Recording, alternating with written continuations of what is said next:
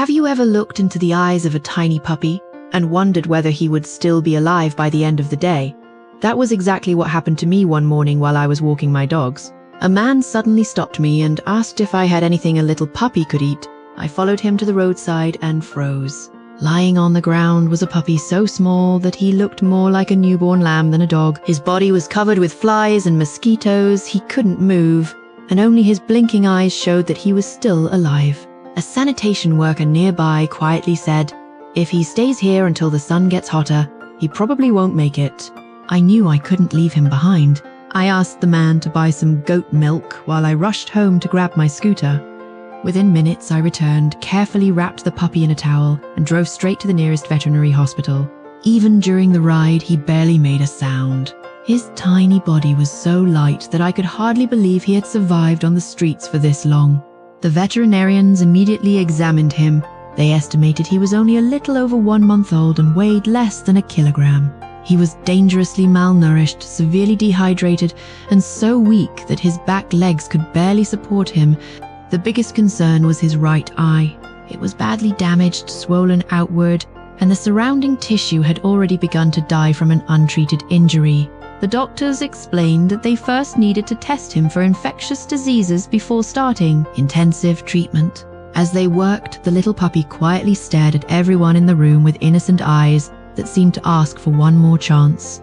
The test results allowed treatment to begin immediately. Because his body had almost no strength left, the veterinarians started fluid therapy to replace lost nutrients and warm his body inside an ICU incubator. They also cleaned and disinfected his injured eye, although they warned me that it would probably have to be removed when he became old enough for surgery.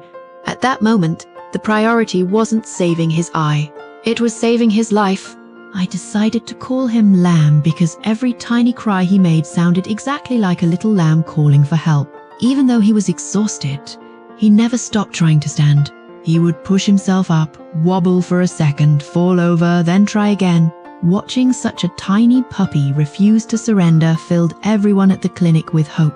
Later that afternoon, I returned to visit him and found the nurses laughing. Somehow Lamb had managed to sit right inside his own food bowl. His entire backside was planted in it while he looked around the room with complete innocence. That tiny moment reminded us that despite everything he had endured, he was still just a playful baby. The next day brought another challenge.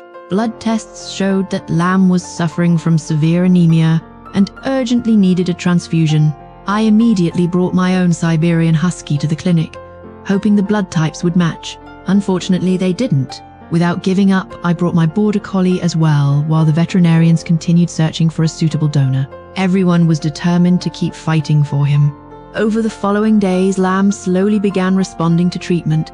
His appetite returned, his body temperature stabilized, and he finally became strong enough to leave the ICU for a regular recovery room.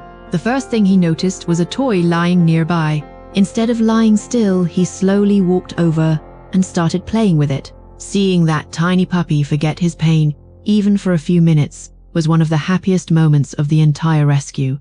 Every visit after that showed another small improvement. He ate better, stood longer, and greeted me with brighter eyes each day.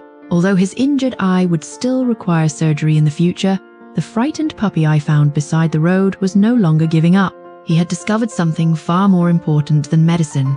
He had discovered hope. Looking back now, I realize Lamb survived because many people chose compassion over indifference. One person stopped to ask for help. The veterinary team refused to give up. My own dogs even became part of his journey. Together, those small acts of kindness gave one tiny puppy the chance to grow, heal, and believe that life could still be beautiful.